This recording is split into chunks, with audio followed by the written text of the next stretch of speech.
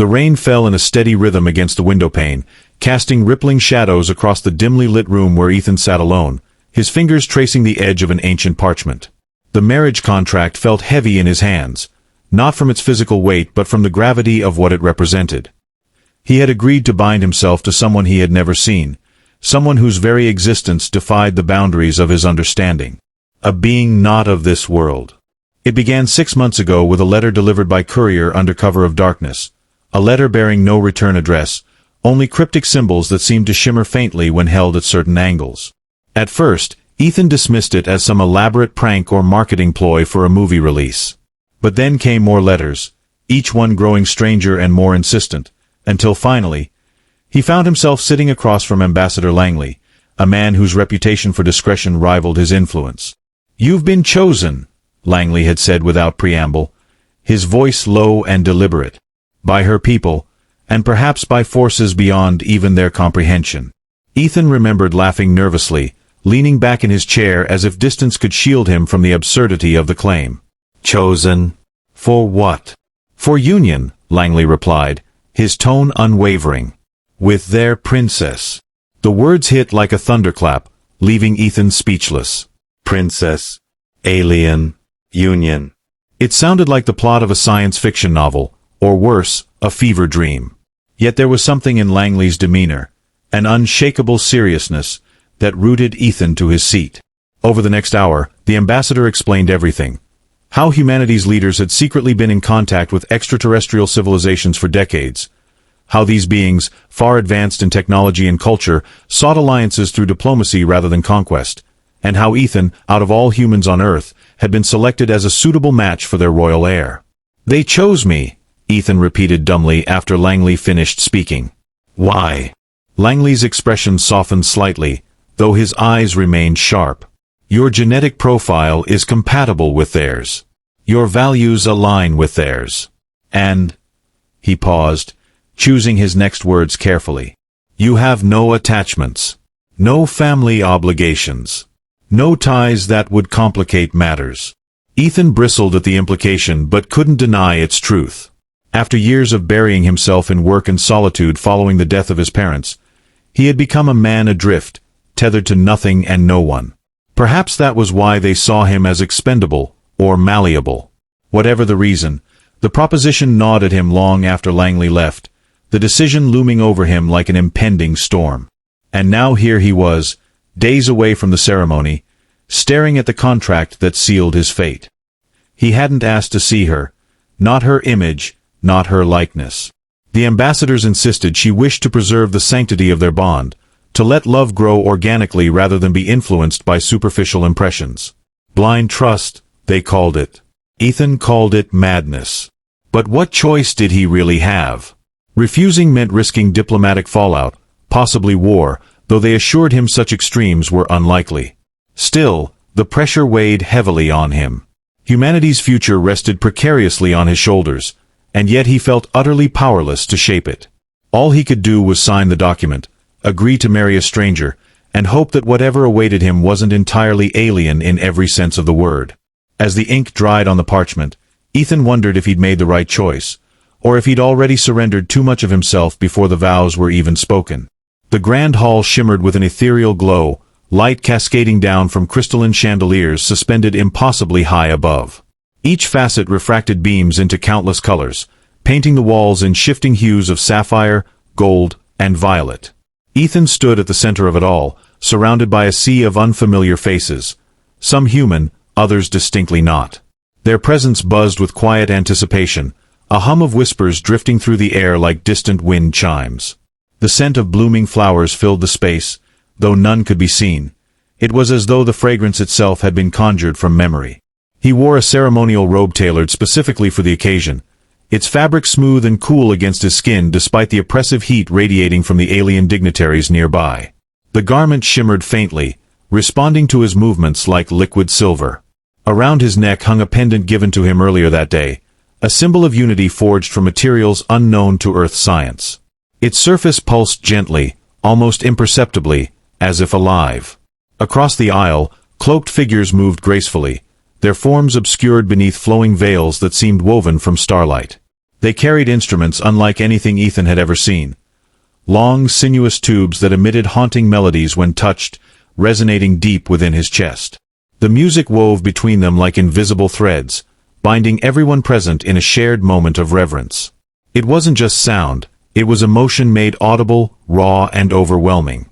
To his left, Ambassador Langley stood stoic, his face unreadable beneath layers of practiced calm. Beside him, representatives from various nations shifted uncomfortably, their formal attire looking oddly out of place amidst the otherworldly splendor. To Ethan's right, however, stood two towering figures draped in robes adorned with intricate patterns that shifted and changed as if animated by unseen hands. These were her attendants, emissaries of her people sent to ensure the sanctity of the proceedings. Their eyes, if they could truly be called eyes, glowed softly, twin pools of luminescence that pierced through the dimness without revealing any trace of emotion. At the far end of the hall, a massive archway framed the entrance where she would appear. Carved from what appeared to be translucent stone, it pulsed faintly with an inner light, casting shadows that danced erratically across the floor. Above it hung banners embroidered with symbols both familiar and alien, a testament to the blending of cultures this union represented.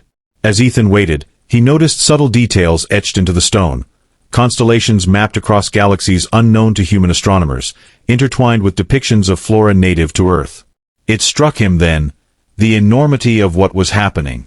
This wasn't merely a wedding, it was a bridge spanning worlds, a fragile thread connecting two vastly different species in the hopes of forging something greater than either could achieve alone. A hush fell over the crowd as a soft vibration rippled through the room, resonating deep within Ethan's bones. The air seemed to thicken, charged with energy that crackled along his skin like static electricity. Then, slowly, she emerged. Her silhouette materialized within the glowing archway, shrouded initially in a cascade of shimmering fabric that flowed around her like water caught mid-motion. As she stepped forward, the veil parted slightly, revealing glimpses of her form, but only enough to heighten the mystery. Her gown appeared to defy logic, folding and unfolding in ways that suggested it existed somewhere between solid matter and pure light. Every movement sent ripples through the fabric, creating waves of color that mirrored the shifting hues of the chandeliers above. Ethan's breath caught in his throat as she drew closer, flanked by her attendants who moved with a grace so fluid it bordered on hypnotic. Though her face remained partially concealed, he could make out fragments of her features, high cheekbones dusted with a faint iridescence, lips curved into a serene smile that hinted at both strength and vulnerability. Her hair, if it could even be called that, floated around her head like spun silk, catching the ambient light and scattering it in dazzling arcs. It was neither bound nor styled, existing instead in a state of constant motion, as though alive. When she finally stopped before him, separated only by the width of the ceremonial dais, Ethan felt an inexplicable pull, a magnetic force drawing his gaze upward despite the veil obscuring her fully. She extended a hand toward him, slender fingers tipped with delicate nails that gleamed faintly, like polished opals. Hesitant but unable to resist, he reached out and took her hand in his. The sensation was unlike anything he'd ever experienced, warmth tinged with an electric current that coursed through his veins, setting every nerve alight.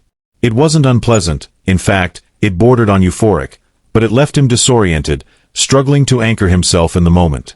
The officiant, a figure clad in robes that shimmered like molten gold, began the ceremony in a language unfamiliar yet strangely melodic. Words flowed seamlessly, rising and falling like tides, punctuated by soft chimes that echoed throughout the hall. Ethan tried to focus, to absorb the significance of each vow exchanged, but his attention kept drifting back to her, to the way she held herself with quiet confidence, to the faint glimmer of curiosity in her partially revealed eyes. There was intelligence there, depth beyond measure, and something else, something he couldn't quite name. As the ritual progressed, the attendants approached, each carrying objects symbolic of their respective cultures. One placed a circlet upon her head, its design intricate and otherworldly, while another handed Ethan a ring forged from a metal that seemed to hum softly when touched. When the time came to exchange rings, Ethan slid the band onto her finger with trembling hands, marveling at how it seemed to meld with her skin, becoming part of her rather than merely adorning it. In turn, she placed a similar ring on his finger, and immediately he felt a surge of connection, not just to her, but to something far larger, something ineffable.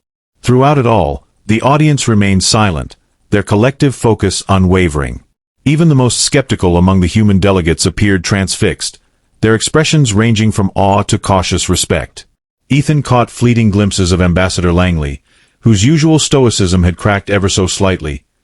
His jaw clenched as though grappling with emotions he hadn't anticipated. Then came the final step, the unveiling. With slow, deliberate movements, one of her attendants reached up and gently lifted the veil from her face. The room seemed to hold its breath as she turned fully toward Ethan, allowing him his first unobstructed view of her. What he saw shocked him to his core. Her beauty transcended human comprehension, a symphony of symmetry and luminosity that defied description. Her skin bore a faint pearlescent sheen, catching the light in ways that made her appear almost translucent. Her eyes, those piercing otherworldly eyes, were unlike any he'd ever encountered. They didn't simply reflect light, they emanated it, twin galaxies swirling within irises that shifted colors with every blink. And yet, amid the surreal perfection of her appearance, there was something profoundly unsettling about her gaze. It wasn't empty or devoid of emotion, but rather too full, overflowing with knowledge and experiences that stretched far beyond the confines of his understanding.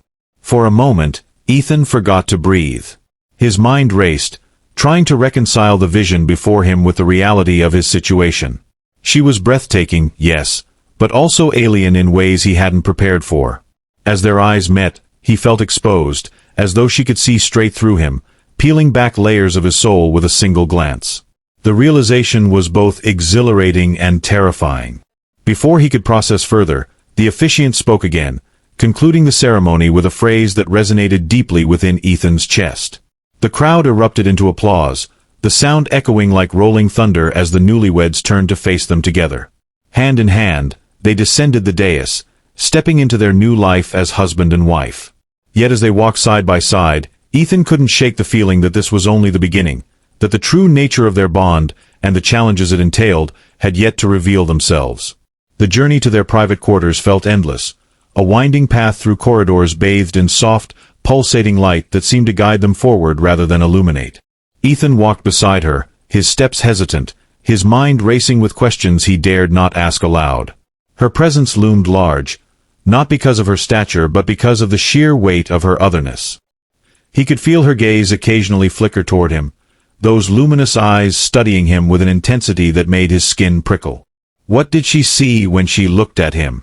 Did she find him lacking, primitive, unworthy? They entered a chamber unlike anything Ethan had ever imagined. The walls shimmered with a texture akin to liquid glass, reflecting distorted images of themselves as they moved. A massive bed dominated the center of the room, its frame crafted from materials that appeared to shift between solid and gaseous states, glowing faintly with an inner warmth. Surrounding them were objects whose purpose eluded him, delicate orbs hovering in midair, emitting soft melodies that harmonized with the ambient hum filling the space. Everything exuded an aura of luxury, yet it was alien luxury, designed for senses and needs he couldn't begin to comprehend. She turned to face him, her movements graceful and deliberate. Without a word, she extended her hand once more, beckoning him closer. Ethan hesitated, torn between instinctive caution and the inexplicable pull he felt toward her. Finally, he stepped forward, closing the distance between them. Up close, her beauty was even more overwhelming, her features sharp yet soft, her skin radiating a faint heat that seemed to seep into his own. Her scent, earthy and floral, yet tinged with something metallic, filled his nostrils, grounding him even as his thoughts spiraled. Her hand brushed against his cheek, the touch feather-light yet electric. Ethan flinched involuntarily, startled by the intensity of the sensation. She tilted her head slightly, her expression unreadable, and then leaned in closer. Her lips parted, and for a moment, Ethan thought she might kiss him. Instead, she whispered something in her native tongue, the syllables flowing like music. Though he couldn't understand the words, their meaning seemed to resonate within him, bypassing language altogether.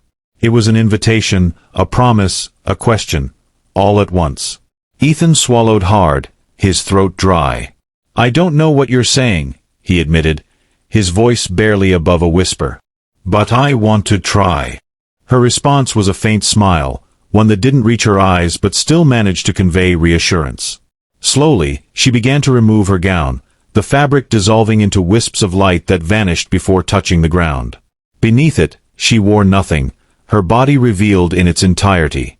Ethan's breath hitched as he took in the sight of her. The curves of her form, the intricate patterns that seemed etched into her skin, glowing faintly like constellations mapped across her flesh. She was breathtaking, yes, but also strange, her anatomy subtly different from anything human. Her limbs were longer, her proportions more exaggerated, her skin marked with ridges and lines that pulsed with a faint bioluminescence. She stepped closer, her gaze never leaving his. Her hands found his shoulders, pushing the ceremonial robe off his body with surprising gentleness. Ethan let it fall, standing bare before her, acutely aware of his own vulnerability. Her eyes roamed over him, studying him with clinical precision, and though her expression remained impassive, Ethan sensed curiosity beneath the surface. Was she comparing him to others of her kind? Judging him? Accepting him?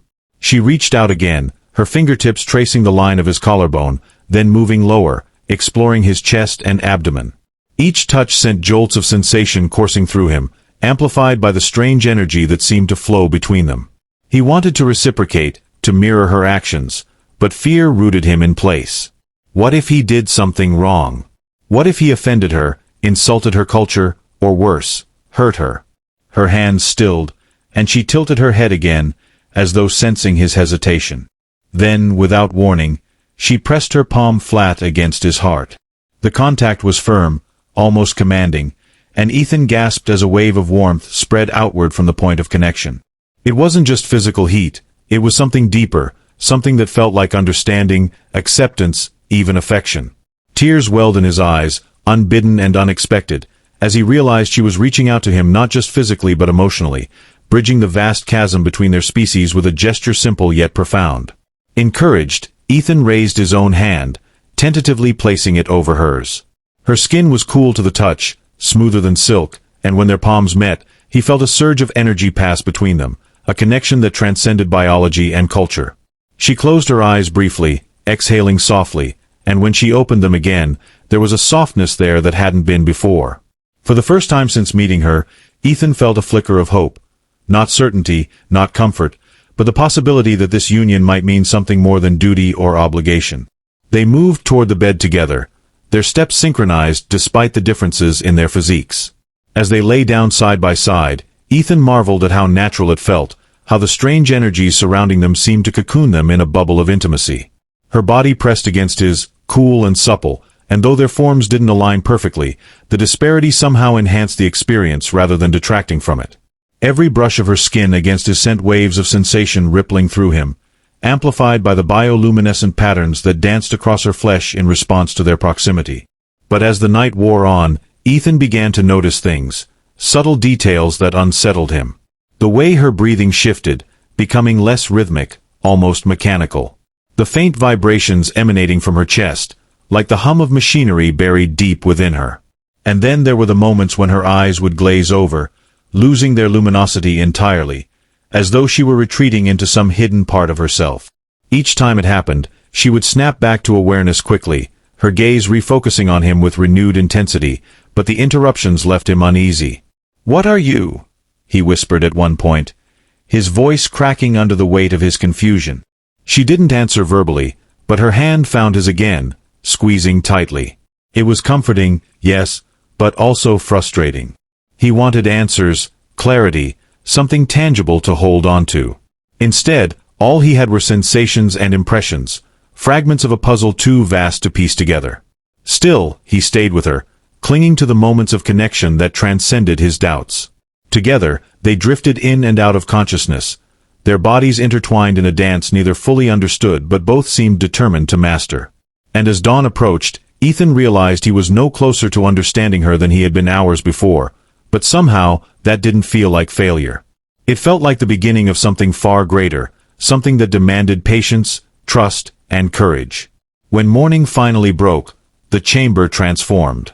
The walls, which had shimmered with an ethereal glow throughout the night, now pulsed with a softer, more subdued light, mimicking the gentle rise of a sun Ethan had never seen. He stirred awake, disoriented by the unfamiliar surroundings and the lingering sensations from the night before. Her presence beside him was both comforting and unnerving, a constant reminder of the vast gulf between them, yet also a tether grounding him in this strange new reality. Ethan rolled onto his side, watching her as she slept, or at least appeared to sleep.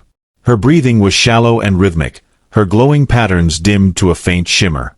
She looked peaceful, almost serene, but there was an undeniable artificiality to her repose. The faint hum emanating from her chest persisted, a low-frequency vibration that reminded him of the machinery he'd suspected during their intimate moments. It wasn't unpleasant, exactly, but it underscored the stark truth. She was not human. She was something else entirely, a being whose biology and consciousness operated on principles far beyond his comprehension. As he lay there, his mind began to wander, replaying fragments of the previous night. The way her skin had felt against his, cool and smooth, yet imbued with an energy that made every touch electrifying. The way her eyes had seemed to pierce through him, reading him in ways no human ever could. And then there were the moments when she had withdrawn, her gaze going distant, her body momentarily rigid. Those instances lingered in his thoughts, gnawing at the edges of his understanding. Was it exhaustion, rest, or something more complex, something tied to the mechanics of her existence? He reached out tentatively, brushing a strand of her floating hair aside to study her face more closely. Her features were exquisite, almost sculpted, with a symmetry that bordered on perfection. Yet beneath the surface beauty, he detected nuances, tiny imperfections, asymmetries in the way her light patterns shifted, subtle variations in the glow of her skin, that hinted at individuality. She wasn't just a specimen of her species. She was unique, distinct. That realization brought a pang of guilt, as if acknowledging her uniqueness somehow violated the detachment he'd been clinging to for protection. His fingers hovered near her temple, inches from making contact. He wanted to touch her again, to feel the strange warmth that passed between them, but hesitation held him back. What if she woke?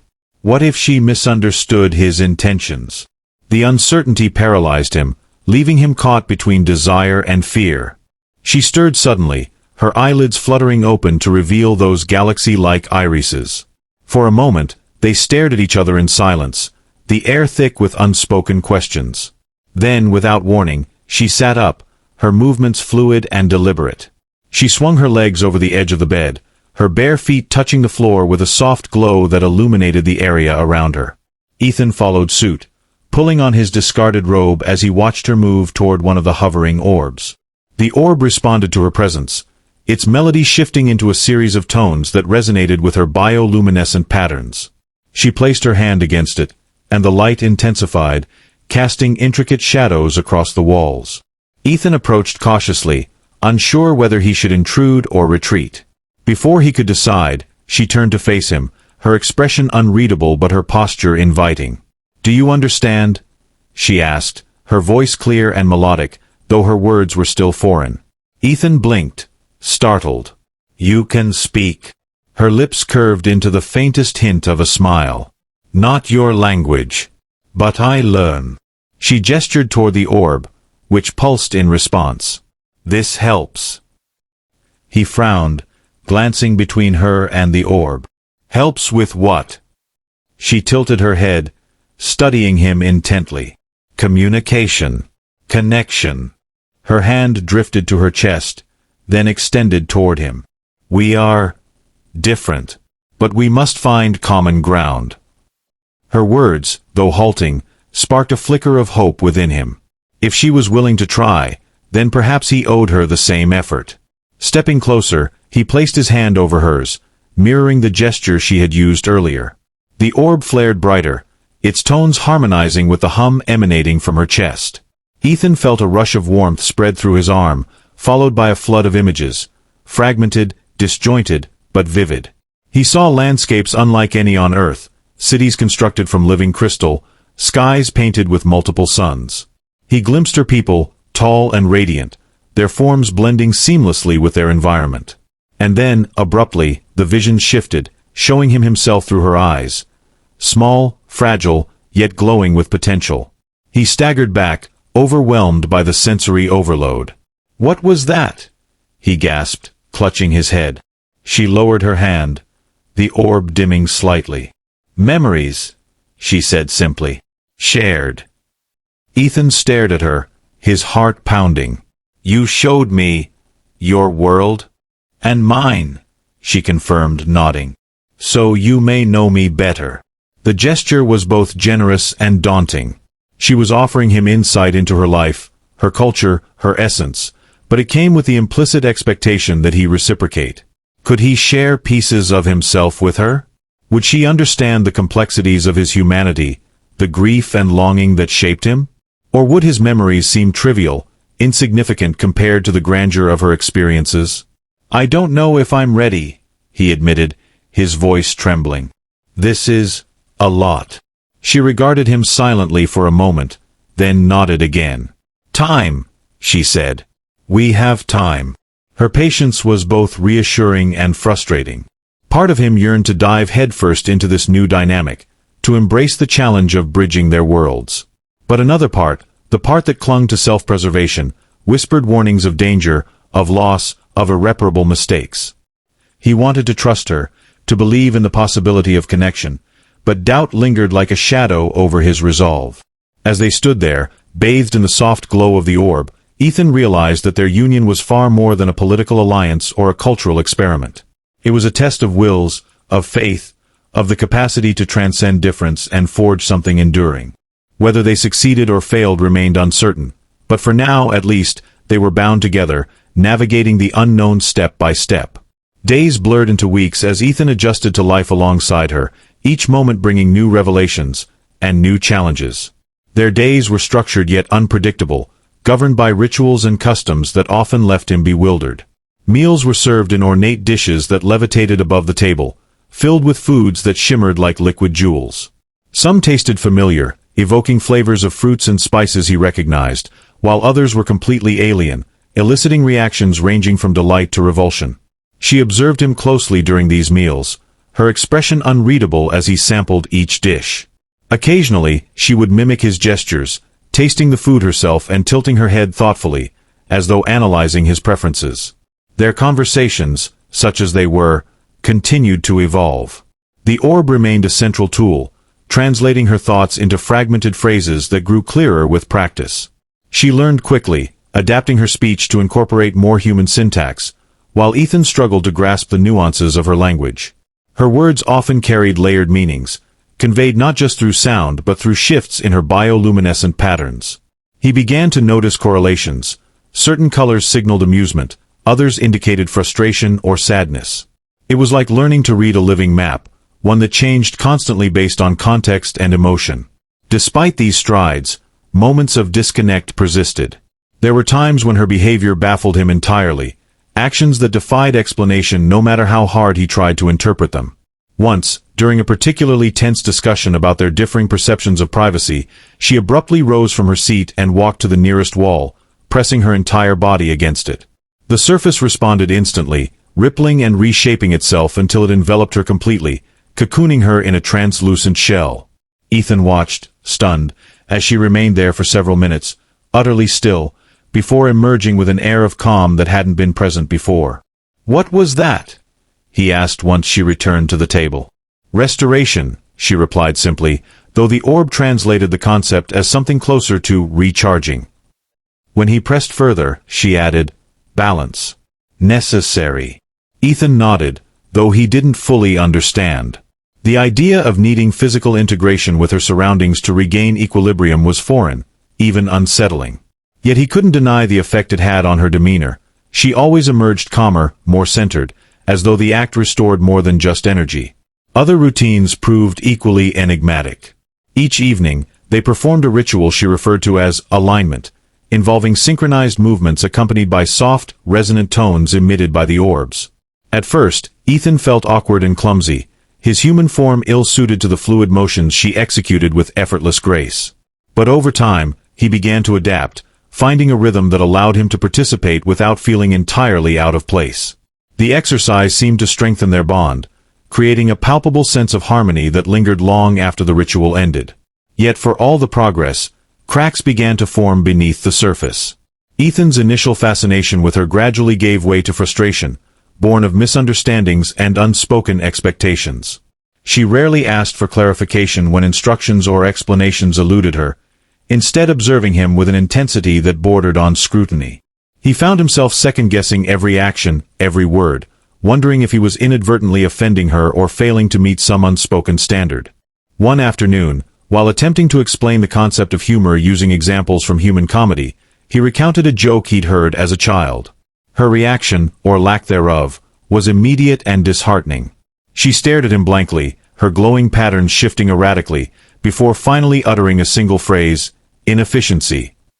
"Inefficiency," Ethan echoed, confused. "What do you mean?" She gestured vaguely, her hand sweeping across the air as if erasing the topic.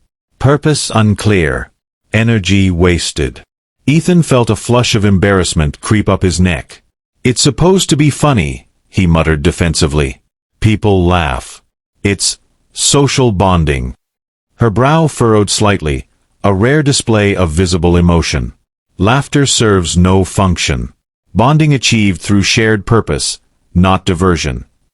The comment stung, not because it was harsh but because it highlighted the fundamental divide between them. To her, efficiency and utility were paramount. To him, frivolity and spontaneity held value beyond mere productivity. He wanted to argue, to defend the quirks and idiosyncrasies that made humanity beautiful, but the words caught in his throat. How could he explain something so intrinsic to his nature to someone who viewed it as irrelevant? These tensions simmered beneath the surface, manifesting in small but significant ways. She grew increasingly impatient with his inability to grasp certain concepts, while he chafed at her reluctance to indulge his attempts at creativity. Arguments became frequent, though they rarely escalated into outright conflict. Instead, they lingered unresolved, festering like wounds neither knew how to heal. Through it all, Ethan clung to the moments of connection that still managed to break through the barriers. Late at night, when the chamber was bathed in the soft glow of the orbs, they would sit together in silence, their hands linked as they shared fragments of their respective worlds. He showed her memories of Earth, rolling oceans, sprawling forests, bustling cities teeming with life. She, in turn, unveiled glimpses of her homeworld, a place of crystalline spires and endless skies, where her people lived in symbiosis with their environment. These exchanges, though fleeting, offered glimpses of hope, reminders that despite their differences, they shared a desire to understand and be understood. But even these moments weren't without tension. Each shared memory brought with it a flood of emotions, joy, sorrow, longing, that sometimes overwhelmed him. He began to wonder if she experienced them in the same way, or if her perception of emotion was fundamentally different. Did she feel love as he did? Longing? Loss? Or were these concepts filtered through a lens so alien that they lost their original meaning? As the days stretched into weeks, Ethan found himself oscillating between optimism and despair. Progress was undeniable. They communicated better, navigated their routines with increasing ease, and occasionally even laughed together, but the underlying disparities remained. He couldn't shake the feeling that they were building a bridge across a chasm too wide to span, constructing something fragile and tenuous that could collapse at any moment. And yet, despite the doubts and frustrations, he stayed. Not because he had no choice, but because somewhere deep within him, he believed in the possibility of something greater. Something worth fighting for.